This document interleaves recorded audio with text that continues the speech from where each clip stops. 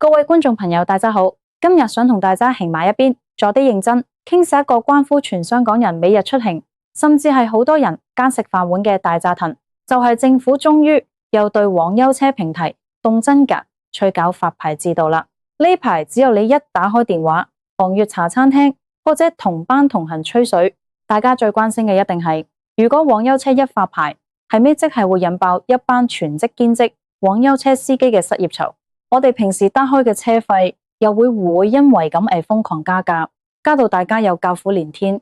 最吊詭嘅係搞咁多嘢，到頭來會唔會得個急，令到備好班嘅試牌主又一次成為最大贏家？同埋如果真係有發牌，政府又會唔會恩准優先發俾依家每日辛辛苦苦喺條街度抱緊嘅現役司機呢？今日呢條影片我會用最在地、最真實嘅數據，同埋同大家一齊深度剖析，撕開呢個表面上係交通政策，實際上係利益分配同埋民生博弈嘅大風暴，同大家逐層拆解。講到黃優車，全香港人其實都好明白，呢個根本就係一個存在咗好多年，人人都知，但政府一直採取鴕鳥政策嘅公開秘密。由2014年，即係12年前黃優車平台正式殺入香港開始，香港嘅交通生態就已經產生咗翻天覆地嘅改變。當時好多人覺得，哇，多個選擇都，護士坐喺條街度熱辣辣咁截車，由護士經遇到部分態度唔好嘅司機，但係好景不長，隨之而來嘅就係長達10幾年嘅拉鋸戰。一邊係揸住百幾廿百萬一個的士牌嘅傳統業界，覺得黃優車係非法載客取酬，嚴重侵犯佢哋嘅私有財產同埋利益。另一邊呢，就是幾萬個靠黃優車平台揾食嘅司機，同埋幾百萬追求服務質素嘅香港市民，大家就這樣刀刀撞撞，一直去到最漸。政府終於頂不順，正式話要研究點樣去規管黃優車平台，仲話又出牌照。呢個消息一出，真係好似一粒新水炸彈咁，炸到成個運輸嘅人仰馬翻。首先我哋一定要睇下大家最血淋淋、最切身嘅問題，黃優車一旦發牌，係咪真係會引爆一班司機嘅失業潮？我哋要明白一個好殘酷嘅現實，如果政府真係決定將黃優車合法化同埋規範化，佢絕對會好似依家咁，由得你隨隨便便登記一紮私家車，開個應用程式就可以出去接客。參考反外國或者內地好多地方嘅做法，一旦越得正規發牌制度，就必然會有一套極度嚴格嘅門檻。例如政府可能會規定，只有某個特定數量嘅私家車先可以拿到呢個黃優車牌照，又或者要求車輛嘅車齡唔可以超過某個年數，甚或幾要好似現行嘅私家出租汽車許可證咁，又買一份極之昂貴專門針對商業載客嘅第三者責任保險。大家不妨用腦去，依家喺香港做緊黃優車嘅司機，其實分好多嗰種。有一班人，佢哋係將呢樣嘢當成全職，日踩夜踩，每日坐成10個8個鐘頭，可能本身自己供緊一架好新嘅車，諗住靠呢樣嘢去養活全家。但同時亦都有大量嘅司機，佢哋其實係兼職性質，可能係混完放工之後，或者係啲爸爸放假，想賺多幾千搵私房錢，補貼晒屋企嘅油錢同埋開支。所以每星期只係操幾晚，或者星期六日出嚟抱幾條單。一旦政府實施嚴格嘅發牌制，好大機會會將呢班數量龐大嘅兼職司機一刀切咁揀盡沙腳。點解？因為如果發牌嘅條件包括又俾一筆好貴嘅牌照費，或者情節又買1年幾萬蚊港幣嘅商業保險，對於一個星期只係賺嗰1000幾百蚊嘅兼職司機嚟講，個成本根本就完全不合乎比例，佢哋根本冇可能為咗一個禮拜出嚟跑幾個鐘頭而去孭一筆咁重嘅固定成本，結果會點啊？霸佔咗成個平台好大比例嘅兼職司機，唯一嘅選擇就係自願退出，索性互助。而對於全職司機嚟講，就算佢哋想做，如果政府採取配額制，即係全香港只發幾千個或者1萬個黃優車牌，咁喺依家幾萬個現役司機嘅僧多粥少情況之下，必定會產生大抽籤或者激烈嘅競爭。拿唔到牌嘅司機就等到即時冇得做，所以話發牌會恐爆一班司機嘅失業潮，絕對唔係危言聳聽，而係一個隨時會發生嘅稀實星期五。呢班司機好多都係人到中年，可能事冇10歲，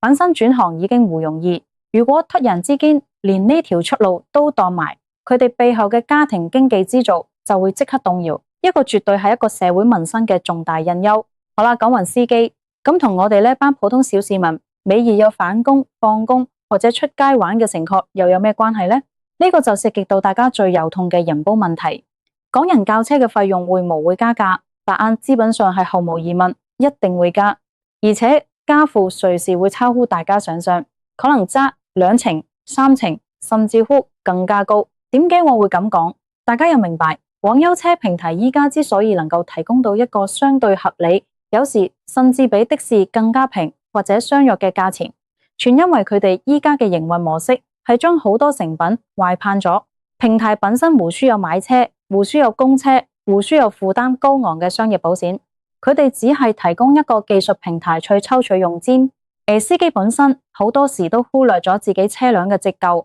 或者用剪普通私家車保險呢啲虛實地帶嘅成本。但當花牌制落實之後，所有嘅營運成本都會被逼浮上水面。首先，平台自只有拿牌，又符合政府各種各樣嘅合規要求，呢度一筆行政費。其次，車輛本身又符合規格，可能有張特別嘅計程設備，或者符合環保標準，呢度又一筆。最致命嘅係商業營運嘅汽車保險費用。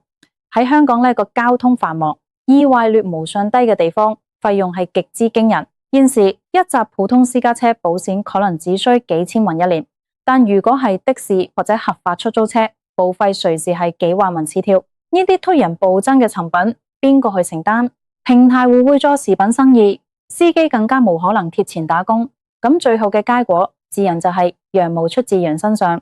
完全轉嫁晒落去我哋呢班消費者身上。到時大家一打開個手機流動應用程式，你會發現以前由旺角打到尖沙咀可能只需幾十元港幣，發牌之後可能一跳就變咗個百元。更嚴重嘅係，因為我頭先講過，好多兼職司機因為門檻太高而互助，導致市場上嘅車輛供應大減。喺經濟學最基本嘅供求定律之下，當需求冇變，甚至因為大家習慣咗而繼續增加，但係車輛供應突然之間少咗一半嘅時候，平台就會冰冰高分加層計價或者繁忙時段附加費。到時你唔好話普通日子較車貴，只有一遇上打風曬雨或者返工放工嘅黃金時間，較車費用加價5成，甚至翻倍，都會變成家常便飯。香港人到時一係就逼咗俾貴錢坐高值網約車，一係就只能夠吹反轉頭，吹街邊排長龍的士，或者吹逼地鐵、巴士。大家追求咗咁多年嘅高質素、價格合理嘅出行體驗，好可能會因為一個發牌制度而重新退步，返去10幾年前。智人司機可能失業，乘客有可能又面臨加價。諗我整個局裏面到底哪個得益最大？呢個時候我哋就不得不提成日喺新聞字面出現嘅一個學生利益階層——的士牌主。好多人會問，的士牌主會唔會成為最大贏家？我同大家講，只有政府嘅政策一傾斜，呢個答案基本上係肯定的。我們又先了解下香港的士牌照嘅獨特性質。香港嘅的士牌照係採取永久制嘅，而且政府已經有接近30年冇再大量增發過新嘅的士牌。喺呢個供求極度失衡嘅情況下，的士牌照喺過去幾十年嚟已經由一個純粹嘅營運許可證，被炒作成為一個高回報、低風險嘅金融投資產品。喺市道最高峰嘅時候，一個試出工嘅的士牌竟然可以炒到去接近700幾萬港幣一個。雖然呢幾年因為網約車嘅打擊，加上社會環境改變，牌價回落到去400幾萬、300幾萬，但對於一班手持幾十個甚至上百個牌照嘅大牌主或者的士車行老士嚟講，網約車一日未被完全消滅或者納入規範，佢哋嘅資產值就會一日受到威脅。如果政府今次發牌是將網約車嘅數量限制得好死，甚至乎將網約車嘅收費標準定得比的士更加高，咁對的士牌主嚟講，簡直就係天大嘅喜訊。點解？因為咁樣做等於由政府出面幫的士業界消滅咗一個實力強勁嘅平價競爭對手。當網約車因為發牌加價而失去價格優勢，甚至因為車數量減少而變到好難教嘅時候，大量嘅乘客就會被逼回流去的士市場。的士嘅生意一好，前線司機交租嘅意願就會增加，車租自然可以調高。車租一升，的士牌照嘅回報率就會變返好適應，到時牌價又會應聲反彈，由300幾萬炒返上400-500萬。更厲害嘅係，如果政府喺制定發牌制度嘅時候，聽取咗部分傳統業界嘅意見，往優車牌照嘅擁有權優先或者只限於現有嘅的士牌照持有人處申請，或者規定往優車必須由現有的試車行處營運，咁就更加係將成個往優車市場嘅肥肉親手送入處呢班牌主嘅口入面。佢哋不單止無因為科技進步而被淘汰，反而可以利用自己本身嘅壟斷優勢，進一步吞併埋往優車呢個市場。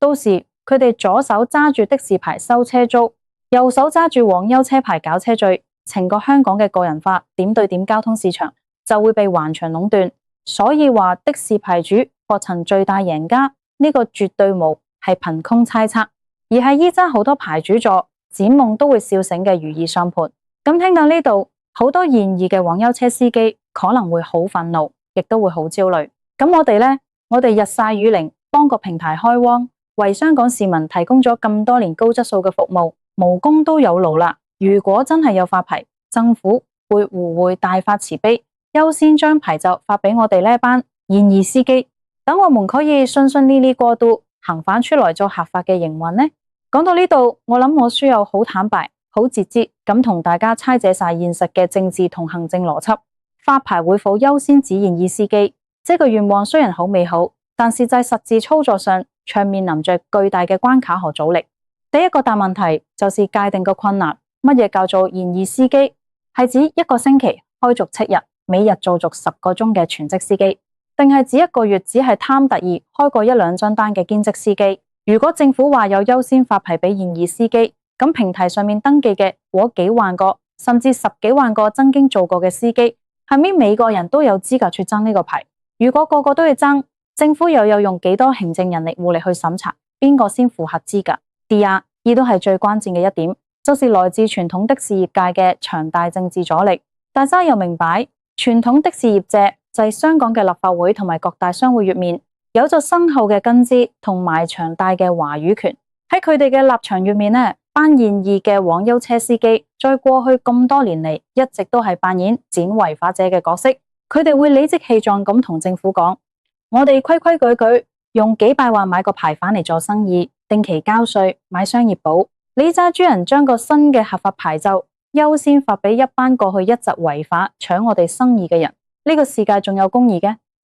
面對呢仲排山倒海嘅反對聲音，政府就係制定政策嘅時候好難完全無視。如果政府硬生生將牌照優先發給現役往優車司機，好可能會引發的士業界嘅強烈反彈，甚至乎引發罷駛、塞爆馬路呢啲激烈嘅社會運動。呢個係政府最唔想見到嘅局面。所以最有可能出現嘅結果，並唔係大家想象中嘅優先照顧現役司機，而係採取一種公開競投或者極高門檻嘅資格審查制度，即係話不論你係咩現役司機，總之你有錢、符合資格、能夠承擔高昂嘅費用就可以申請。咁樣一嚟，表面上看似公平，但實際上就等於將大部分無大資本支持嘅普通現役司機拒諸門外。最後能夠拿到牌嘅，好可能係一班有背景嘅運輸公司、大財團，或者是我頭先提到嘅的士車行。現役司機如果想自說去食，唯一的出路可能就係有投降，去幫呢啲大財團打工，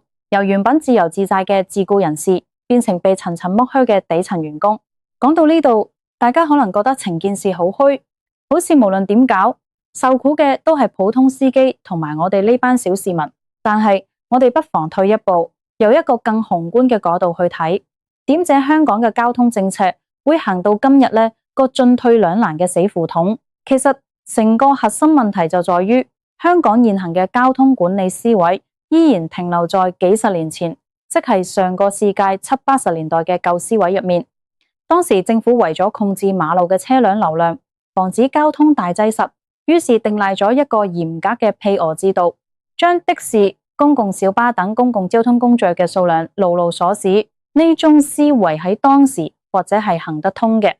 因為當時無互聯網、無智慧型手機，市民叫車只能夠喺街邊高舉雙手。但係依家已經係2026啦，科技嘅發展一早已經將成個世界顛覆咗。往優車嘅出現，本質上係利用大數據同埋演算法，去優化資源配置。佢可以知道邊度有客，邊度有車，用最快嘅速度將兩者微合，從而減少車輛喺條街道空轉嘅時間，提高成個城市嘅運作效率。呢種 call 字帶來嘅便利同埋高質素服務，係全香港市民體驗過之後就絕對冇可能再反轉頭嘅。但係我哋嘅政策呢，卻依然試圖用幾十年前嘅配樂圍牆，去塞住呢個 call 字嘅洪流。政府每次一井到規管，第一時間傳導嘅無係點樣去利用科技提升市民嘅出行體驗，而係載住點樣去滿足傳統利益集團嘅要求，點樣去畫一條死線去限制車輛數量。這種輸逐色類嘅做法，自然就會衍生出我頭先提到嘅各種社會矛盾。司機驚失業，市民又捱貴車，牌主喺度坐享遲層。如果我哋參考社其他先進城市嘅做法，其實有好多更加聰明、更加雙贏嘅解決方案。例如，有啲地方會設立一個過渡基金，政府透過向網優車平台只收微薄嘅特許權費，或者每單交易嘅附加費，將呢筆錢收集埋一齊，用嚟向傳統的士牌主進行逐步嘅回扣，或者合組的士司機轉乘。咁樣做既可以保障到傳統業界無會一息之間資產清零、血本無歸，同時又可以大刀闊斧咁放開網優車嘅市場，等市場透過自由競爭去決定服務質素同埋價格。又或者政府可以索性打破的士同埋網優車嘅界線，將兩者合二為一。自然的士司機尋日投訴網優車唔公平，咁政府大可以放寬的士嘅營運限制，容許的士都應月彈性收費機制，在繁忙時段可以好似網優車咁加程計價，在非繁忙時段可以做優惠。同時要求網約車司機都必須考取某種專業的商業駕駛資格，確保安全。透過提升的士嘅競爭力，同時規範網優車，等兩者喺同一個公平嘅競技場上面比拼，咁樣得益嘅最終一定係全香港嘅市民。可惜嘅係，依家我哋見到嘅風向似乎依然係朝咗最保守、最僵化嘅方向發展。政府好可能為咗息事寧人，選擇一條最容易行但最損害市民利益嘅路，就係發一個數量極少、門檻極高、成本極貴嘅網優車牌照。如果呢個預測不成言中，咁未來嘅香港交通街景將會變得非常之畸形。我哋可以想象一下，幾年之後，當你喺中環放工，外面落整大雨，你打開手機準備叫車，因為發牌制搞到大批司機轉行，成個港島區可能只有幾百架合法嘅網優車喺度營運。你等咗成15分鐘，個應用程式係先顯示有一架車接單，但係因為供不應求，個車費已經自動加成咗2倍半，原本100蚊港幣嘅車程變咗250蚊。以油痛胡想比，決定行出去街邊等遮截的士。但係當你行到去皇后大道中，你會發現成條街都係排隊嘅人龍，個個都淋到濕晒。好不容易等到一架的士停落嚟，司機一聽你又去九龍，即刻擺擺手，話有交更，或者過海不順路，然後一腳油門開走。而與此同時，喺幕後操控着大批嘅視同賣網優車牌照嘅大車行、大牌主，正喺佢哋嘅寫字樓入面，看着每個月源源不絕，因為市場壟斷而水漲船高嘅車租進賬，手續延開。呢個絕對湖係一個作為國際大都市嘅香港應該有嘅未來。所以話網優車發牌呢件事，表面上看是一項微不足道嘅交通新規管，但實際上佢係一塊罩優證，罩出咗香港在面對科技創新、利益重新分配同埋民生福祉時候嘅巨大撕裂同埋矛盾。身為司機嘅朋友，依家唯一可以做嘅，可能就係盡量做好心理準備，唔好將所有雞蛋放晒落同一個籃朵。全職嘅又開始留意政府公係嘅細節，看看自己有冇能力跨過未來可能出現嘅高門檻。兼職嘅朋友亦都有隨時有舊詞收山嘅心理準備。而身為普通乘客嘅我哋，除了在網絡上面出聲，表達我哋對合理出行權利嘅訴求之外，亦都有開始有心理準備。未來在香港出行嘅成本必定會越來越貴。最後我想講嘅係，call字嘅步伐係永遠向前行嘅，歷史嘅車輪亦都無人可以阻擋。用政治手段或者行政手段去強行保護舊有嘅利益，阻礙社會進步，雖然可能可以維持到一時嘅表面平靜，但長遠而言，損失嘅只會是成個城市嘅競爭力同埋市民嘅幸福感。希望政府在真正落實法案嘅最後關頭，能夠真正做到以民為本。聽起幾十萬網優車用戶同埋前線司機嘅心聲，戶口等成個交通網路變到一河糟，染報失業潮同埋揸價潮嘅時候，先至行出嚟後悔。今日同大家深度拆解咗咁多關於網約車發牌嘅內幕、利益鏈同埋未來預測，唔知大家聽完之後又覺得邊一個講法最貼近未來嘅現實呢？你要覺得知到時會唔會因為渣渣而放棄搭網約車？歡迎大家在上面留言講晒你嘅睇法同埋你平日教車遇到嘅真實情況。多謝大家收睇，我哋下條影片再見。